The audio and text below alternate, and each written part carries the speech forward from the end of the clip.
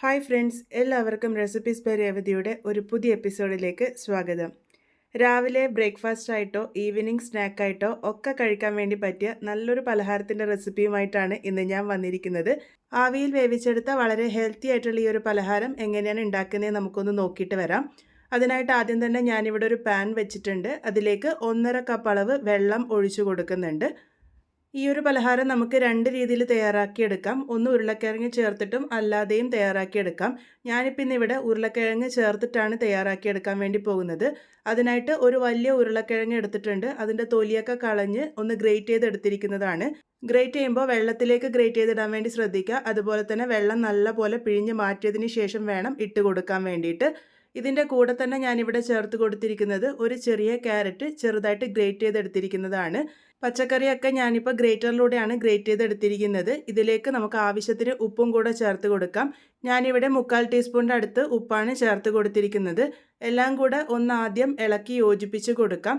നമ്മൾ പച്ചക്കറി ചേർക്കുമ്പോൾ കട്ട് ചെയ്ത് ചേർക്കുന്നതിനേക്കാളും ഇതുപോലെ ഗ്രേറ്റ് ചെയ്ത് ചേർത്ത് കൊടുക്കുന്നതാണ് നല്ലത്. അത് പെട്ടെന്ന് കുക്കായി കിട്ടാൻ വേണ്ടിയിട്ട് സഹായിക്കും. അപ്പോൾ ഞാനിതിപ്പോൾ ഒന്ന് ഇളക്കി യോജിപ്പിച്ചതിന് ശേഷം അടച്ച് വെച്ചിട്ട് നമുക്കിത് വേവിക്കാൻ വേണ്ടി വയ്ക്കാം. ഒരുപാട് സമയമൊന്നും എടുക്കില്ല. നമ്മളുടെ വെള്ളം തിളച്ച് വരുമ്പോഴേക്ക് തന്നെ ഉരുളക്കിഴങ്ങും ക്യാരറ്റൊക്കെ നല്ല പോലെ തന്നെ വെന്ത് വന്നിട്ടുണ്ടാകും. ഇപ്പോൾ നോക്കൂ, വെള്ളമൊക്കെ നല്ല പോലെ തിളച്ച് വന്നിട്ടുണ്ട്. ഇനി ഇതിലേക്ക് ചേർത്ത് കൊടുക്കേണ്ടത് 1 കപ്പ് അളവ് അരിപ്പൊടിയാണ്. നല്ല ഫൈനായിട്ടുള്ള വറുത്ത അരിപ്പൊടിയാണ് ചേർത്ത് കൊടുത്തിരിക്കുന്നത്.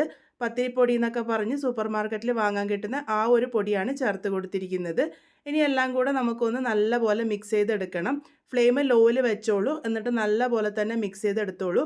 1 കപ്പ് അളവ് അരിപ്പൊടിക്ക് 1.5 കപ്പ് അളവ് വെള്ളമാണ് അതിൻ്റെ പാകത്തിന് ഉണ്ടാകുക.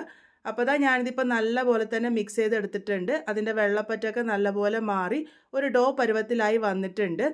ഈ ഒരു സമയമാകുമ്പോൾ നമുക്ക് ഫ്ലെയിം ഓഫ് ചെയ്ത് കൊടുക്കാം. എന്നിട്ട് അടച്ചു വെച്ച് കൊടുക്കാം. അതൊരു 2 മിനിറ്റ് നേരം അങ്ങനെ തന്നെ വെച്ചോളൂ. ആ ഒരു ചൂടിൽ അത് നല്ലപോലെ വെന്ത് വന്നോളും.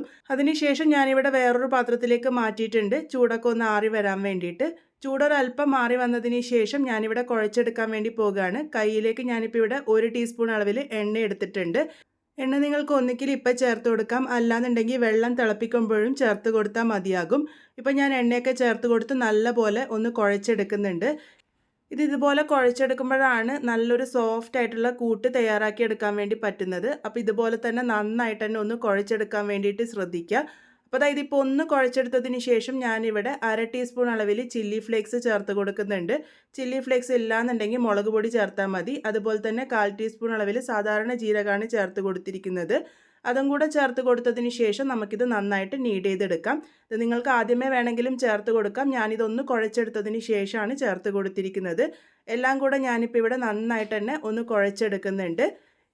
ഈ ഒരു രീതിക്ക് ഒരു 2 മിനിറ്റ് നേരത്തേക്ക് നല്ലപോലെ നീഡ് ചെയ്തെടുക്കുകയാണെങ്കിൽ നമ്മളുടെ കൂട്ട് നല്ല സോഫ്റ്റായിട്ട് കിട്ടാൻ വേണ്ടിയിട്ട് സഹായിക്കും.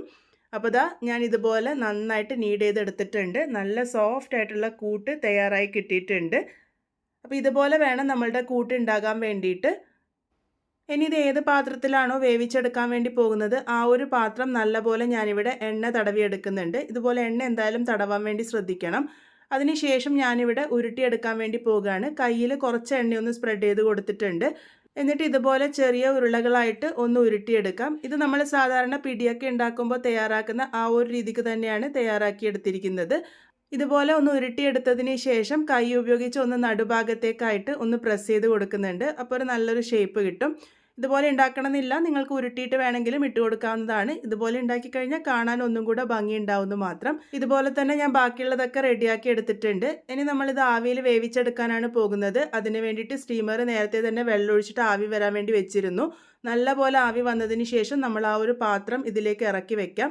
അതിനുശേഷം അടച്ച് വെച്ചിട്ട് ഹൈ ഫ്ലെയിമിൽ ഒരു 10 മിനിറ്റ് നേരത്തേക്കാണ് ഇത് കുക്ക് ചെയ്തെടുക്കേണ്ടത്. ആ ഒരു സമയമാകുമ്പോഴേക്കും നമ്മളുടെ ഉരുളകളൊക്കെ നല്ലപോലെ വെന്ത് വന്നോളും. ഇപ്പോൾ 10 മിനിറ്റ് ആയിട്ടുണ്ട്. നമുക്ക് ചെക്ക് ചെയ്ത് നോക്കാം. നല്ല പോലെ തന്നെ വെന്ത് വന്നിട്ടുണ്ട്. ഇതിന് നമുക്കൊന്ന് ചൂടൊക്കെ ആറി വരാൻ വേണ്ടിയിട്ട് മാറ്റി വയ്ക്കാം. ചൂട് നല്ലപോലെ ആറി വന്നതിന് ശേഷം മാത്രം ഇത് ഇളക്കിയാൽ മതി, അല്ലാന്നുണ്ടെങ്കിൽ പൊടിഞ്ഞു പോകാനുള്ള സാധ്യതയുണ്ട്. ഇപ്പോൾ ചൂടൊക്കെ നല്ല പോലെ ആറി വന്നിട്ടുണ്ട്. നല്ല സോഫ്റ്റ് ആയിട്ടാണ് നമ്മളുടെ ഉരുളകൾ ഇരിക്കുന്നത്. നിങ്ങൾക്ക് കാണുമ്പോൾ തന്നെ മനസ്സിലാകുന്നുണ്ടാകും. അപ്പോൾ ഇതുപോലെ ഞാനിപ്പോൾ ഓരോന്നോരോന്നായിട്ട് ഒന്ന് വിടിയിച്ചെടുക്കുന്നുണ്ട്. ഇതുപോലെ ചൂടൊക്കെ ആറി വന്നിട്ട് ഇളക്കിയെടുക്കുകയാണെങ്കിൽ ഒട്ടും തന്നെ പൊട്ടാതെ നമുക്കിത് ഇളക്കിയെടുക്കാൻ വേണ്ടി പറ്റും. അപ്പോൾ ഇതുപോലെ ഞാൻ എല്ലാം ഇളക്കിയിട്ടിട്ടുണ്ട്. ഇനി ഇതിനായിട്ടൊരു മസാല തയ്യാറാക്കുന്നുണ്ട്. അതിന് വേണ്ടിയിട്ട് പാനിലേക്ക് 1.5 ടേബിൾ സ്പൂൺ അളവിൽ വെളിച്ചെണ്ണയാണ് ഒഴിച്ചു കൊടുത്തത്. എണ്ണ ഒന്ന് ചൂടായി വരുമ്പോൾ അതിലേക്ക് 2 പച്ചമുളക് ചെറുതായിട്ട് അരിഞ്ഞതാണ് ചേർത്ത് കൊടുത്തിരിക്കുന്നത്. അതൊന്ന് ചെറുതായിട്ട് സോട്ട് ചെയ്യാം. ആ ഒരു പച്ചമുളകിൻ്റെ പച്ചമണം ഒന്ന് ചെറുതായിട്ട് മാറുന്നത് വരെ. അതിനുശേഷം ഇതിലേക്ക് ചേർത്ത് കൊടുത്തിരിക്കുന്നത് 1 ടേബിൾ സ്പൂൺ അളവിൽ വെളുത്ത എള്ളാണ്. വെളുത്ത എള്ള് ചേർത്ത് കൊടുക്കുന്നത് ഓപ്ഷണലാണ്. പക്ഷേ ഉണ്ടെങ്കിൽ എന്തായാലും ചേർത്ത് കൊടുത്തോളൂ. ഇനി വെളുത്ത എള്ള് ഇല്ലാന്നുണ്ടെങ്കിൽ കറുത്ത എള്ള് ചേർത്താലും കുഴപ്പമൊന്നുമില്ല. അതൊന്ന് ചെറുതായി സോട്ട് ചെയ്തതിന് ശേഷം ഇതിലേക്ക് 1/2 കപ്പ് അളവ് തേങ്ങ ചിരകിയതാണ് ചേർത്ത് കൊടുത്തിരിക്കുന്നത്. അതും ഒന്ന് ചെറുതായിട്ട് സോട്ട് ചെയ്യാം. ഇതൊന്നും അങ്ങനെ ഒരുപാട് മൊരിയിച്ചെടുക്കേണ്ട ആവശ്യമൊന്നുമില്ല. ഒന്ന് ചെറുതായിട്ട് എണ്ണയിലൊന്ന് സോട്ട് ചെയ്തെടുത്താൽ മാത്രം മതി.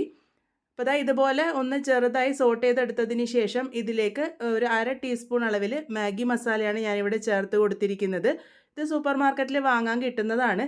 ഇനി മാഗി മസാല ഇല്ലാന്നുണ്ടെങ്കിൽ ഒരു കുഴപ്പമില്ല. നിങ്ങളുടെ കയ്യിൽ ഗരം മസാല ഉണ്ടെങ്കിൽ അത് ചേർത്താലും മതി. അല്ലാന്നുണ്ടെങ്കിൽ ചിക്കൻ മസാല ചേർത്തിട്ടും ഇത് തയ്യാറാക്കി എടുക്കാവുന്നതാണ്. അതും ഒന്ന് സോട്ട് ചെയ്തെടുത്തതിന് ശേഷം ഞാനിവിടെ എരിവിന് പാകത്തിന് 1/2 ടീസ്പൂൺ അളവിൽ മുളക് പൊടി ചേർത്ത് കൊടുക്കുന്നുണ്ട്. നേരത്തെ പച്ചമുളക് ചേർത്തിട്ടുണ്ട്. അത് മനസ്സിൽ കണ്ടിട്ട് വേണം മുളക് പൊടി ചേർത്ത് കൊടുക്കാൻ വേണ്ടിയിട്ട്. എല്ലാം കൂടെ ഒന്ന് നല്ല പോലെ മിക്സ് ചെയ്തെടുക്കാം. ഈ ഒരു മസാലയിൽ പൊതിഞ്ഞ് വരുമ്പോഴാണ് നമ്മളുടെ ഈ ഒരു പലഹാരത്തിൻ്റെ ടേസ്റ്റ് ഒന്നും കൂടെ കൂടുന്നുണ്ട്. അതുപോലെ മാഗി മസാല ഉണ്ട് എന്നുണ്ടെങ്കിൽ അത് തന്നെ ചേർത്തോളൂ. അത് ചേർക്കുമ്പോൾ രുചി ഒന്നും കൂടെ കൂടും. അപ്പോൾ ഒന്ന് സോട്ട് ചെയ്തെടുത്തിട്ടുണ്ട്. ഇതിലേക്ക് കുറച്ച് കറിവേപ്പില ചെറുതായിട്ട് അരിഞ്ഞതും കൂടെ ചേർത്ത് കൊടുക്കാം.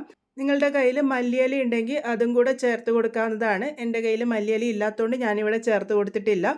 എല്ലാം കൂടെ ഒന്ന് സോട്ട് ചെയ്തെടുക്കാം. ഇതിലേക്ക് ഒരു നുള്ള് ഉപ്പും കൂടെ ചേർത്ത് കൊടുക്കുന്നുണ്ട്. ഉപ്പ് ഒരു നുള്ള് മാത്രം ചേർത്താൽ മതി. കാരണം നമ്മൾ ആ ഒരു ഉരുളകൾ ഉണ്ടാക്കിയപ്പോൾ ആവശ്യത്തിന് ഉപ്പ് ചേർത്തിട്ടുണ്ട്. അത് മനസ്സിൽ കണ്ടിട്ട് വേണം ചേർത്ത് കൊടുക്കാൻ വേണ്ടിയിട്ട്. എല്ലാം കൂടി ഒന്ന് നന്നായിട്ട് സോട്ട് ചെയ്തെടുത്തിട്ടുണ്ട്. നമ്മളുടെ മസാല ഇവിടെ റെഡി ആയിട്ടുണ്ട്. ഇതിലേക്ക് നമ്മൾ നേരത്തെ തയ്യാറാക്കി വെച്ചിരിക്കുന്ന ആ ഓരോ ഉരുളകളും ഇട്ട് കൊടുക്കാം. എന്നിട്ട് ഇതൊരു 2 മിനിറ്റ് നേരത്തേക്ക് ഒന്ന് നല്ലപോലെ സോട്ട് ചെയ്തെടുക്കാം. ഒരുപാട് അങ്ങനെ ഫ്രൈ ചെയ്തെടുക്കേണ്ട ആവശ്യമില്ല. ആ ഒരു മസാലയിൽ നല്ലപോലെ ഒന്ന് പൊതിഞ്ഞ് വന്ന് മസാലയും ആ ഒരു ഉരുളകളും ഒന്ന് യോജിച്ച് വരണം. ആ ഒരു സമയം വരെ മാത്രം ഒന്ന് സോട്ട് ചെയ്താൽ മതി. 1-2 മിനിറ്റ് മാത്രമേ ഞാനിവിടെ സോട്ട് ചെയ്തെടുത്തിട്ടുള്ളൂ. അപ്പോൾ ഇതുപോലെ ഒന്ന് നല്ലപോലെ തന്നെ സോട്ട് ചെയ്തെടുക്കുന്നുണ്ട്. മസാലയിൽ നല്ലപോലെ പൊതിഞ്ഞ് വരണം. അപ്പോൾ ഇതുപോലെ ഞാനിപ്പം ഒന്ന് സോട്ട് ചെയ്തെടുത്തിട്ടുണ്ട്. ഇതിപ്പോൾ പാകത്തിന് റെഡി ആയിട്ടുണ്ട്. നമുക്ക് ഫ്ലെയിം ഓഫ് ചെയ്യാം. നമ്മളുടെ നല്ല ടേസ്റ്റി ആയിട്ടുള്ള പലഹാരം ഇവിടെ റെഡി ആയിട്ടുണ്ട്. ആ ഒരു മസാലയിൽ പൊതിഞ്ഞിട്ട് വരുന്നത് കൊണ്ടാണ് ശരിക്കും ഈ ഒരു പലഹാരത്തിന് രുചി ഒന്നും കൂടെ കൂടുന്നത്. അപ്പോൾ രാവിലെ ബ്രേക്ക്ഫാസ്റ്റ് ആയിട്ടോ ഈവനിങ് സ്നാക്കായിട്ടോ ഒക്കെ കഴിക്കാൻ വേണ്ടി പറ്റിയ വളരെ ഹെൽത്തി ആയിട്ടുള്ള ഒരു പലഹാരം തന്നെയാണ് ഇന്ന് തയ്യാറാക്കിയിരിക്കുന്നത്. എല്ലാവരും എന്തായാലും ട്രൈ ചെയ്ത് നോക്കുമെന്ന് പ്രതീക്ഷിക്കുന്നു. നല്ല സോഫ്റ്റ് ആയിട്ടാണ് ഇതിൻ്റെ ഉരുളകളൊക്കെ ഉണ്ടാകുക. അപ്പോൾ ട്രൈ ചെയ്തതിന് ശേഷം ഫീഡ്ബാക്സ് ഒക്കെ പറയാൻ മറക്കരുത്. വീണ്ടും ഒരു നല്ല റെസിപ്പിയുമായി വളരെ പെട്ടെന്ന് തന്നെ കാണാം.